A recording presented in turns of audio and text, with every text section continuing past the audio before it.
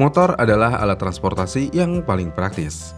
Jika mengingat jalanan Indonesia yang macet dan banyak gang kecilnya, motor tentu aja menjadi alat transportasi yang paling sempurna untuk digunakan sehari-hari. Saat ini jenis motor sudah beragam, mau bebek masih ada yang jual, mau matic tentu aja banyak produsen yang menjual motor jenis ini, mau sporty-sportian juga produsen menyediakan motor ini. Menariknya, kebutuhan setiap orang juga berbeda-beda. Namun, kita semua hampir setuju kalau motor matic adalah motor terbaik, karena sejatinya motor matic bisa digunakan untuk apapun. Kalian sering disuruh beli air galon sama orang tua kalian. Motor matic jawabannya. Kalian seorang pengusaha toko kelontong yang suka belanja di agen. Motor matic jawabannya. Dan kalian jika pengen mudik naik motor bersama keluarga dan memiliki beberapa bawaan, dan iya, motor matic juga jawabannya. Jika dilihat dari hal-hal tersebut, motor matic tentu aja sudah masuk dalam kategori motor paling multifungsi yang pernah ada sejauh ini. Dan kebanyakan dari kita kemungkinan besar ya akan setuju kalau motor matic adalah pilihan terbaik apapun aktivitas kalian. Namun di luar dari motor matic, seperti yang sudah saya sebutkan sebelumnya, ada beberapa jenis motor lainnya. Dan salah satunya motor sporty yang disukai oleh anak muda. Dan iya, itu adalah motor sport fairing. Untuk mengerucutkan case ini, kita akan fokus di sport fairing 150cc. Sport fairing 150cc adalah motor impian kebanyakan anak muda. Kenapa? Ya karena motor sport fairing 150 bisa dibilang sebagai motor pelarian buat kalian yang belum bisa membeli moge atau buat kalian yang suka banget sama MotoGP. Dan iya, motor sport fairing cukup diterima oleh pasar dan kalau diterima tentu aja motor ini laku.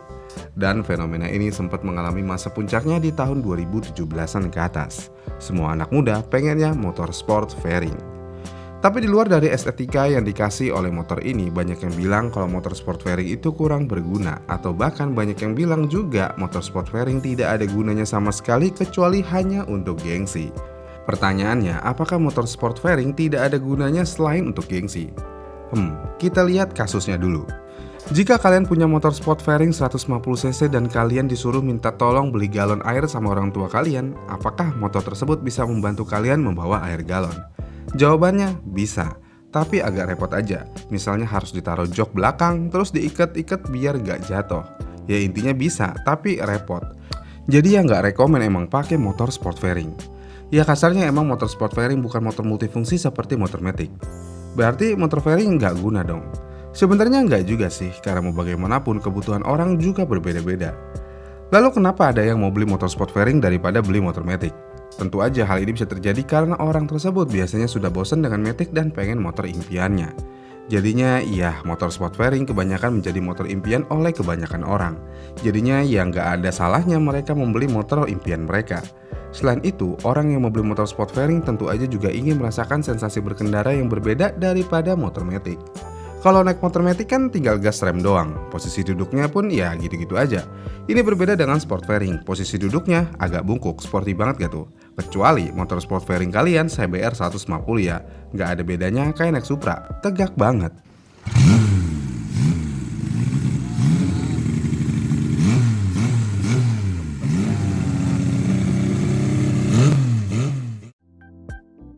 Kemudian juga ketika kita mau ngomongin handling, motor sport fairing walaupun 150cc tentu aja memiliki handling yang lebih baik daripada motor matic apapun. Apalagi kalau jalannya berkelok-kelok, tentu aja naik motor sport fairing cukup menyenangkan. Jadinya iya, kepuasan orang di sini berbeda-beda. Apalagi kalau lagi ngomongin kepuasan. Buat sebagian orang, motor sport adalah soal passion dan kepuasan pribadi. Kita bisa ambil perumpamaan.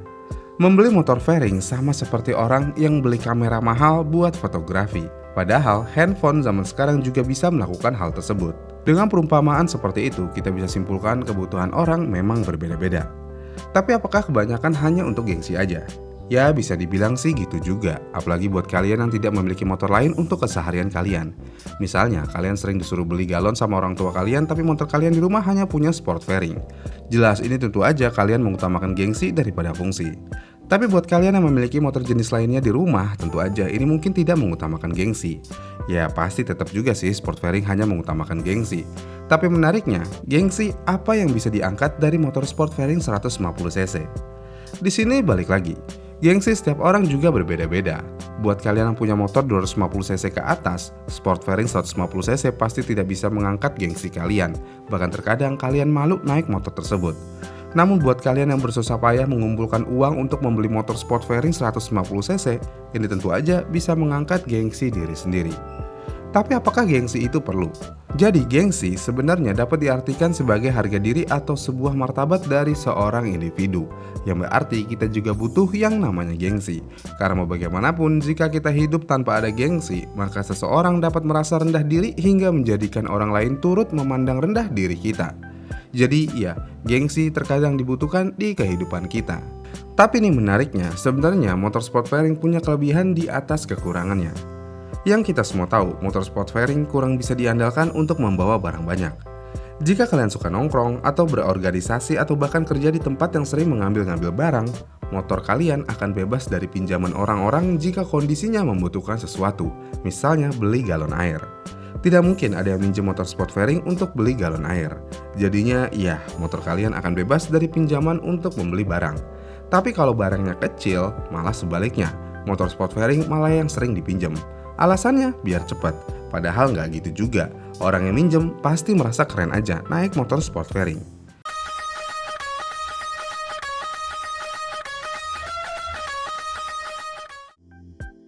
Jadi kesimpulannya, motor sport fairing bisa dikatakan motor yang tidak bisa diandalkan untuk menunjang kebutuhan keseharian kalian kecuali hanya untuk transportasi.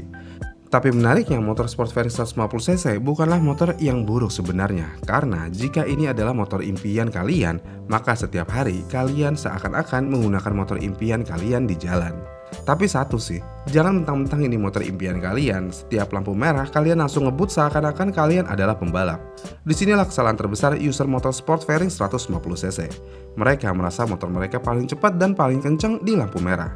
Padahal faktanya, motor sport fairing 150cc bisa dikalahkan dengan motor matic saat ini. Jadinya ya, walaupun sport fairing motor impian kalian, berkendaralah dengan bijak. Oh iya, satu lagi nih. Knalpot racing emang identik banget dengan motor sport fairing. Tapi kalau emang cuman 150cc, mendingan pakai knalpot standar aja. Karena jika pakai knalpot racing, bukannya keren, malah terkesan memaksakan. Suaranya nggak ada cocok-cocoknya dengan tampilannya. Iya kan? Oh iya, sebentar lagi lebaran, dan kebanyakan orang biasanya akan melakukan mudik. Menariknya, untuk melakukan mudik banyak orang Indonesia yang menggunakan motor juga. Dan jika mudik, biasanya mereka akan melakukan perjalanan yang cukup jauh dengan membawa keluarga lengkap dan barang bawaan yang banyak, bahkan sampai terkadang sedikit overload. Di momen itulah kita bisa melihat gengsi seseorang. Jika ada yang menggunakan motor sport fairing 150cc dengan membawa keluarganya dan membawa tasnya yang banyak, maka orang tersebut adalah orang yang terlalu mempedulikan gengsi daripada fungsi. Ya lihat aja nanti, kemungkinan besar pasti banyak. Gimana nih menurut kalian? Komen di kolom komentar di bawah ya, dan sampai jumpa di video selanjutnya.